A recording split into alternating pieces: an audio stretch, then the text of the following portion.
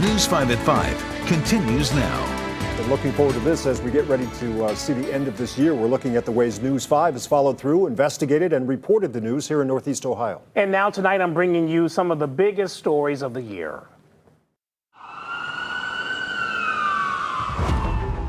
This year, Northeast Ohio saluted 2 police officers killed in the line of duty.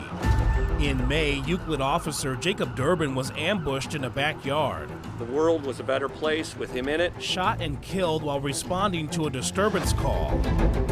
The suspect later killed himself during a standoff in Shaker Heights. He followed his passion and his dream. Officer Durbin was awarded his agency's highest honor, We were proud of him. the Euclid Police Department Medal of Honor. This young man was doing nothing but his job, which is to serve and protect this community. 2 months later, in the early hours of July 4th, Cleveland officer Jamison Ritter came under attack while serving an arrest warrant. The suspect lived and for now has been deemed incompetent to stand trial. We never forget. Loved ones established a foundation dedicated to continuing Officer Ritter's legacy. He was a guardian of our community, a beacon of hope, and a symbol of strength. We have exhausted every single option. Cleveland Mayor Justin Bibb broke the news in October. The Browns decided to eventually leave their downtown lakefront location. I think it will be a good thing. Agree with it? No. For a new dome stadium in Brook Park. We're excited.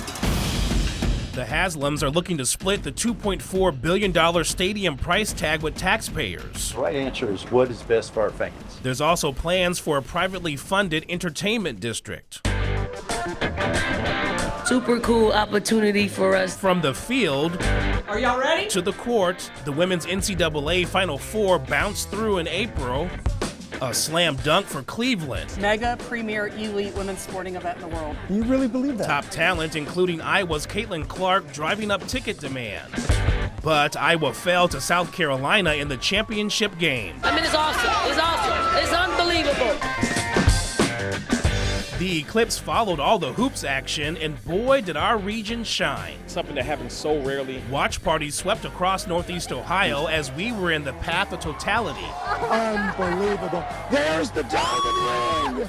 News 5 brought you team coverage as folks from all across the world visited. Man, it was the most beautiful thing I've ever seen, and I'm just glad to share it with people I love. Another high-interest story. Recreational marijuana sales began in Ohio in August. And so this is just thrilling. Following the passage of Issue 2. I don't think we really need it here. While sales couldn't come soon enough for some Ohioans, numerous cities banned recreational cannabis sales. A ransomware attack in June forced Cleveland to close City Hall to the public for nearly 2 weeks, causing major disruptions for people trying to access birth and death certificates, pay taxes, and obtain building permits. Crazy. What's next?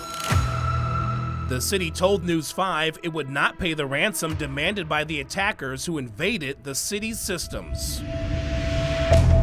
A summer street party in Akron turned deadly when gunfire erupted. 1 person died, 28 others were injured. I was shot. I was grazed. The shooting brought up safety concerns and led Akron's mayor to cancel nearly a dozen large public events. No one's been arrested. Suspect, put your hands out to your side. Thanksgiving night, an Akron police officer shot and killed 15-year-old Jasmine Tucker. Akron police say 2 officers were working on a report when they heard gunshots. What did he do to make you do that to him? And got out of their cruiser to investigate. We gotta make it. Got a gun. Shell casings found near the scene matched a handgun found zipped in Tucker's pocket after he was shot. It started to hit me. That like, dang, we're really closing down. Students and educators at Notre Dame College in South Euclid learned in February their school, around for 100 years, would close. For good. At the end of the spring 2024 semester. I appreciate Notre Dame. This will always be my school. Due to long-standing challenges.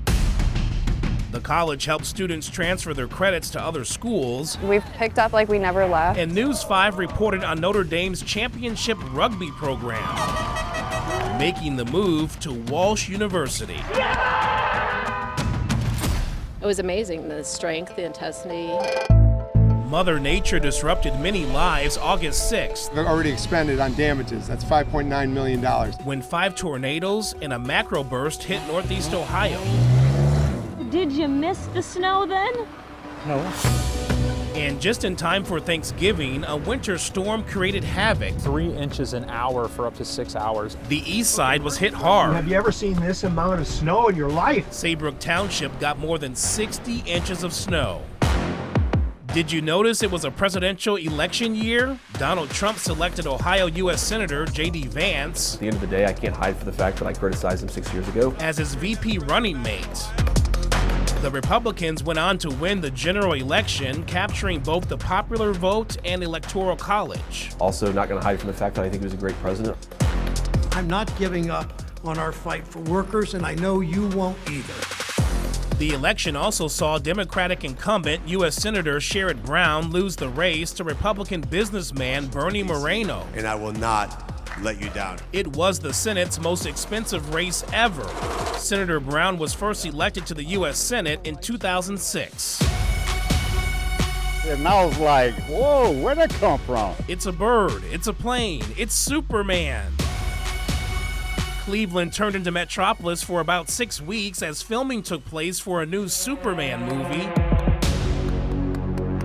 directed by James Gunn. Gunn wrote a heartfelt goodbye to Cleveland after shooting Wrapped, writing on Instagram, "I knew you were a special place." We think so too, as we say up, up, and away to 2024.